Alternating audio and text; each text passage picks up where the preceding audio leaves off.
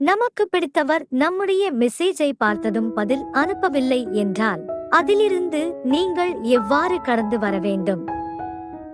உங்களுக்கு அவரை பிடித்திருக்கிறது என்று தெரிந்து கொண்ட நீங்கள் அவருக்கும் உங்களை பிடித்துள்ளதா என்று தெரிந்து கொள்வதும் மிகவும் அவசியமானது. அவர் உங்கள் மெசேஜ பார்த்துட்டு ரிப்ளை பண்ணலனா இதான் காரணம்.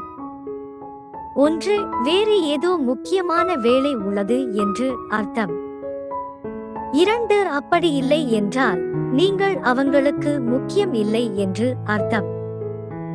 3, இதுவும் இல்லை என்றால் உங்களை விட முக்கியமான யாரோ ஒரு ஆள் அவங்களுக்கு இருக்காங்க என்று அர்த்தம்.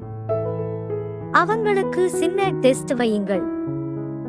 அவரது நம்பரை உங்கள் மொபைலில் இருந்து நீக்கிவிடுங்கள். 1-2 நாள் கண்டு கொள்ளாமல் இருங்கள்.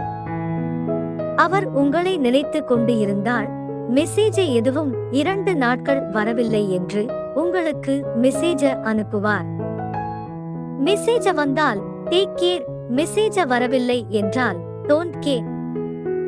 அதே சமயம் முக்கியமாக வயசு என்ன என்று பாருங்கள்.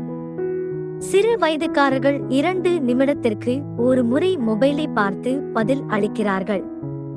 45-50 வயதுகாரர்கள் மத்தியானம் அனுப்பிய மெசேஜ இரவுதான் பார்ப்பார்கள். பிடித்தவர்கள் என்றாலும் கையில் தற்போது செய்து கொண்டு இருந்து வேலையை முடித்துவிட்டு பதில் மெசேஜ அனுப்ப முடியும். சில நேரங்களில் அனுப்பும் அத்தனை மெசேஜிற்கும் பதில் எதிர்பார்க்காதீர்கள். எதிர்பார்க்காமல் இருந்தால் ஏமாற்றம் இல்லை. கடந்து செல்லுங்கள். வாழ்க்கையில் எந்த சூழ்நிலை வந்தாலும் நம்மை இழக்க விரும்பாத நபர்கள் எந்த காரணம் கொண்டும் நம்மை விட்டு செல்ல மாட்டார்கள். அதே நம்மை விட்டு செல்ல வேண்டும் என்று ஒருவர் நினைத்துவிட்டால் சிறு காரணம் போதும் வெகு தூரம் விலகி ஓடிவிடுவார்கள். உதாரணம், உங்களுக்கு பிடித்த நபரை நீங்களே நினைத்துக் கொள்ளுங்கள். ஏன் பிடித்த நபர் என்று சொன்னேன் என்றால் எப்பொழுதும் நமக்கு பிடித்தவர்கள்தான் நம்மை விட்டு செல்வார்கள். உண்மைதானே?